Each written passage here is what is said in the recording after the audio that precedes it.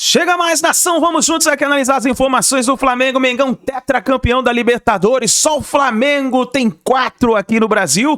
Vamos analisar a imprensa esportiva, Zé Elias falando aí sobre o Mengão e a festa do Flamengo. A festa incrível que aconteceu no Rio de Janeiro. Chega aqui, dá aquela moral, deixa o seu like se você não é inscrito aqui no canal. Se inscreve e ative o sino das notificações para você receber sempre as informações do Flamengo. Deixe os créditos ao canal da ESPN Brasil, o link na descrição. Vamos lá para as informações do Mengão. Tomadas as ruas do Rio de Janeiro pelos torcedores, o Flamengo recebido aí com muita festa pela nação. Ruas ali, ó, cheias de torcedores. Teve live do Pedro lá em cima do caminhão, os ônibus todos lá perfilados e tudo mais, desde o aeroporto até... Olha quanta gente, eu fiquei justamente... Vocês acompanharam o todo. 5 horas de live. Desde o começo. Foram 5 horas de live, Rafa? Isso, eu, André Kifuri e a Marcela Rafael. Trouxemos no YouTube da ESPN, também no TikTok, toda essa cobertura em tempo real, com a nossa equipe de reportagem lá, o Cícero Melo dando um show, como de praxe, o Rodrigo Jufo.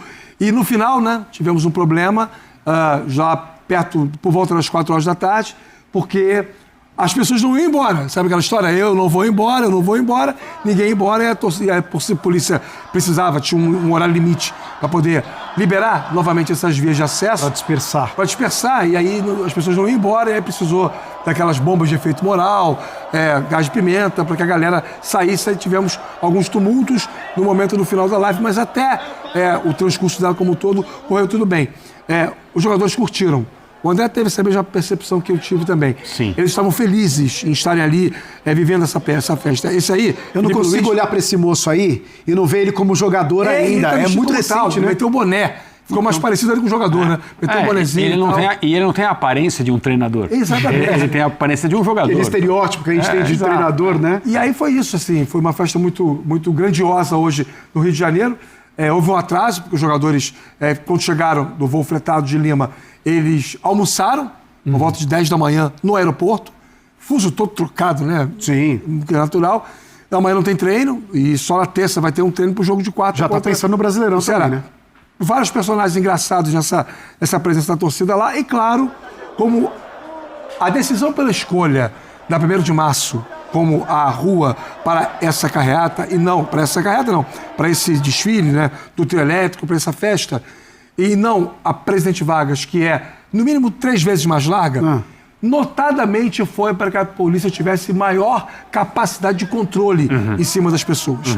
Porque numa via muito larga, o controle não é tão simples assim. Tem que ser muito maior. Além do que, se fosse a Presidente Vargas, isso teria um impacto na Central do Brasil, que é o local que abarca todas as linhas de trem do Rio de Janeiro.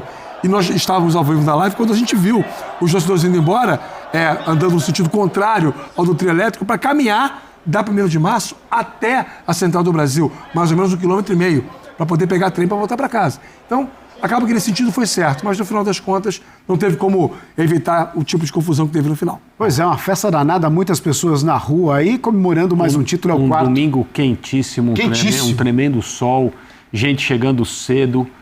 Claro, como sempre acontece nessas situações, o ônibus atrasou, os jogadores almoçaram, a gente no ar a partir das 10 da manhã no YouTube da ESPN.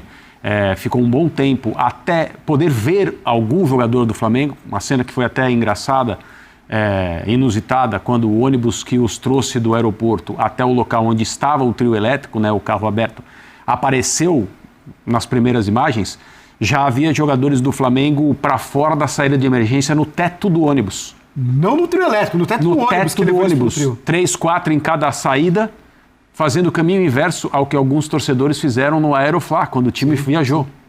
Ali o pessoal, né? Entrou. Esquema tipo SWAT, né? Quase tomaram ônibus, mas os jogadores, alguns ali, né, uma meia dúzia, clima de festa já fazendo gestos e tal. Quando o ônibus chegou ao local ali do trio elétrico, foi feita a transferência, a taça sofreu um pouco, mas tomara que ela, teve uma avaria, tomara que ela seja restaurada, mas eu insisto, isso faz parte da festa. Não é para acontecer, mas também não é nada, arruma a taça, tudo bem, isso não é um problema. Agora, a mobilização da torcida do Flamengo é uma coisa gigantesca, é compatível com o tamanho que ela tem, a representatividade popular. Então não importa se está calor, se os caras chegaram cedo, Cícero Melo e o Jufo entrevistaram vários torcedores, eles estavam em pontos diferentes, né, do trajeto, um no começo e um no meio, né?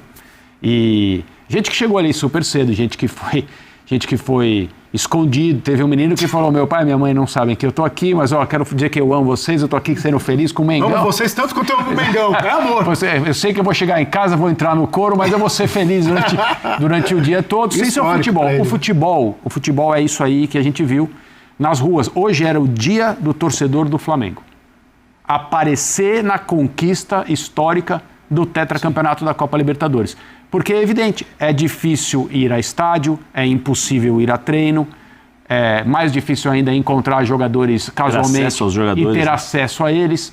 Hoje não só foi o dia do torcedor do Flamengo participar da festa que é dele, né?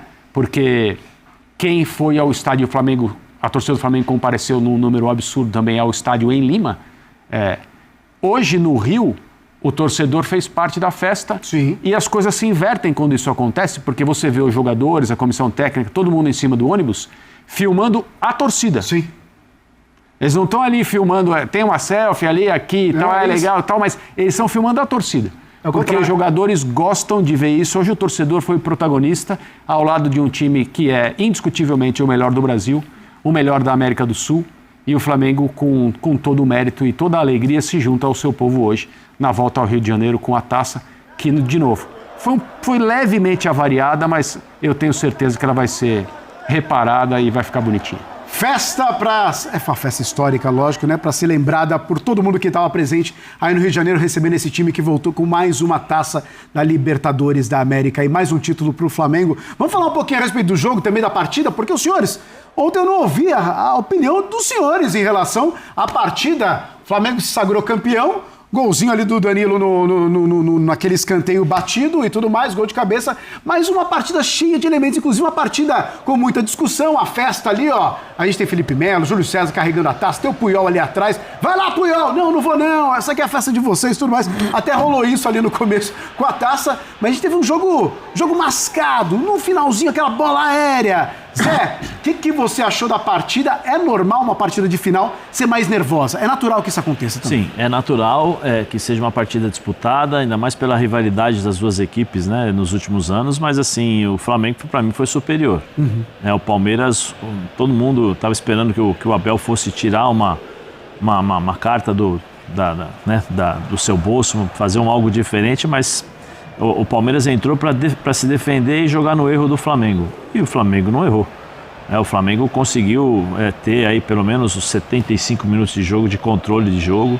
A partir do momento em que o Flamengo faz o gol, é a hora que o Palmeiras começa a jogar muito mais o desespero, porque aí o Gustavo Gomes vai jogar lá na frente, o pessoal começa a atacar, mas eu coloco muito também nas escolhas do Abel em relação a isso, né? Porque nós vimos o Palmeiras, tem o Palmeiras antes do Mundial e o Palmeiras pós-Mundial. O Palmeiras antes Mundial era o Palmeiras que o Vitor Roque pegava a bola de fora para dentro, que o Flaco Lopes tinha dificuldades para encontrar posicionamento, às vezes era banco, né? Se eu não me engano ele era banco. Os meio-campistas não conseguiam jogar porque não conseguiam criar, simplesmente porque pela maneira de... Danilo subiu lá no... Subiu mesmo, né? Subiu demais, né? Fez um belo gol. Então, e aí o time do Flamengo conseguiu encontrar situações aí, o próprio erro, né, de marcação. Sim, o Danilo sozinho. Sozinho. O Danilo fez um gol. Sozinho. Para quem acompanhou o Mundial, o Danilo fez um gol no Mundial assim também, se não me engano, foi contra o Chelsea, se eu não me engano, né? Então assim, o Palmeiras para mim deixou a desejar e o Flamengo se impôs pela qualidade técnica dos seus jogadores. O Arrascaeta foi bem marcado, talvez se ele tivesse feito uma movimentação um pouquinho diferente, talvez pudesse encontrar um pouco mais de espaços, mas assim, Jorginho jogou demais, né? O que o Jorginho jogou essa final foi impressionante. Marca, distribui o jogo. Eu sou fã do Léo Pereira, eu acho que o Léo Pereira mantém uma regularidade sensacional, eu acho que ele deveria estar na seleção. O Danilo fez um bom jogo também, Danilo jogou muito bem. Essa bola aí, o Danilo tirou a bola do jogo, né? Essa bola foi a bola do jogo, pro Flamengo, porque ele consegue bloquear o Vitor bem na hora do chute. E ela ia no gol, hein? Ela ia no gol. Então o Danilo, pra mim, foi o cara do jogo, fundamental, né?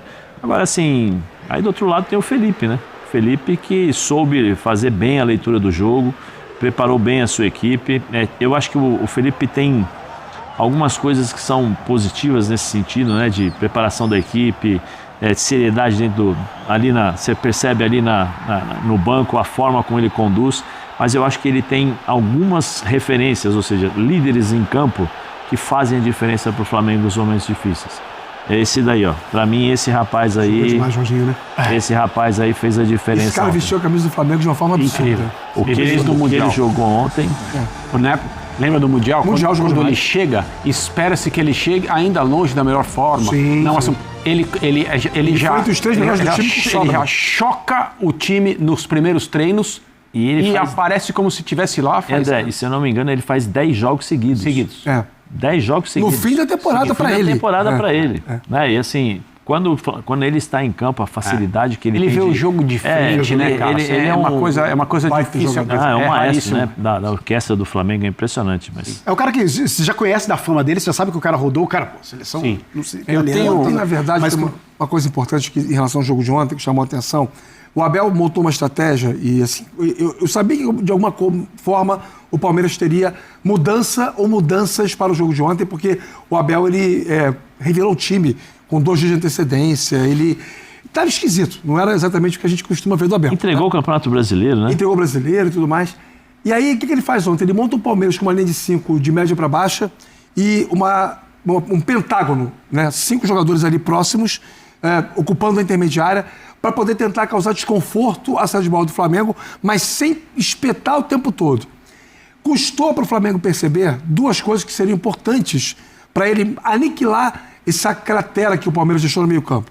A primeira coisa seria tirar o Arrascaeta da linha de frente, que ele é, de fato, um 4º atacante.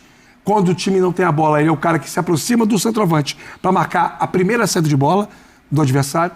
Puxar o Arrascaeta mais para a intermediária própria do Flamengo, quebrar esse espaço que estava ali aberto para poder gerar a oportunidade do Flamengo, com a bola no pé e o Arrascaeta de frente, desenvolver as suas construções. O Pulgar não fez um bom jogo e isso contribuiu também para que o Arrascaeta não tivesse essa liga com os seus volantes. E o segundo ponto, aumentar a incidência das diagonais do Bruno Henrique. As oportunidades que o Flamengo teve no primeiro tempo foram porque o Bruno Henrique saiu da função de centroavante e ocupou circunstancialmente um dos lados do campo, primeiro lado direito, o chute que ele tem, né, que a bola ele vai entrando pela meia direita e chuta por cima, e depois pelo lado esquerdo, naquela bola que o Carlos Miguel abafa. Foram 2 oportunidades raras, mas que aconteceram, causadas por essa movimentação que não foi frequente. Então foram falhas do Flamengo no primeiro tempo. No segundo tempo, o Flamengo manteve o seu controle técnico e o gol sai de uma bola parada, é verdade. Mas, vendo o jogo, a gente tinha a sensação de que, no primeiro arrefecimento do Palmeiras, o Flamengo iria abrir o marcador. E que o Palmeiras depois iria, como disse o Zé, tentar jogar. E aí, quando você tenta jogar com 22... Tinha 73, né? Não, 67. 67. Mas ele começou a sair um pouquinho com 73, que ele começa... Do balão. E aí ele falha para mim quando ele tira o Alan. Porque o garoto, querendo ou não, estava sendo vítima da estratégia. Ele não estava tendo participação com a bola. E da forma tática de jogar. Exatamente. Também, né? Não é porque ele não queria, é porque ele estava em campo, basicamente, para fechar a marcação do lado do campo. Então, com esse momento em que o Palmeiras precisava reagir do jogo, ele tirou de campo aquele que talvez hoje seja jogador com mais inventividade. Eu acho que foi muito pouco, né, do Abel, no sentido da parte tática, porque assim, ele coloca, com a bola o Alan, né, junto com... É Alan ou é Alan? Alan, né, o Pascoal que fala sempre, o Alan vinha por dentro, o Veiga também vinha por dentro, para abrir os corredores para o Piquerez, e o Kelvin não saía, porque tinha o Samuel Lino ali. E o que gerava? Gerava a superioridade do Flamengo, porque o Jorginho estava sozinho o tempo todo. Porque eles estavam muito mais preocupados em marcar os alas do Flamengo, né? O lado esquerdo com o Alexandro, o Varela pelo lado direito, que saía bem. Depois o Varela deu uns 2 ataques, depois ele já posicionou o Veiga já para fechar o corredor, já tentou fazer uma linha ali para tirar esse espaço do Bruno, do qual ele fez a movimentação. O Varela estava batendo com o Piquerez. Com o Piquerez. E aí o que aconteceu? O Flamengo, o que o Jorginho fez? O Jorginho entrava, né, entre os zagueiros para sair jogando e ditava o ritmo, saía jogando tranquilamente para jogar, e o Palmeiras não conseguiu tirar esse espaço, tirar essa superioridade numérica, né? Então ficou bem complicado, e assim, o Vitor Roque é para jogar em cima dos zagueiros, tá mais do que comprovado isso. O Flaco Lopes para jogar em cima dos zagueiros, o Vitor Roque estava do lado esquerdo. para marcar a saída dos zagueiros.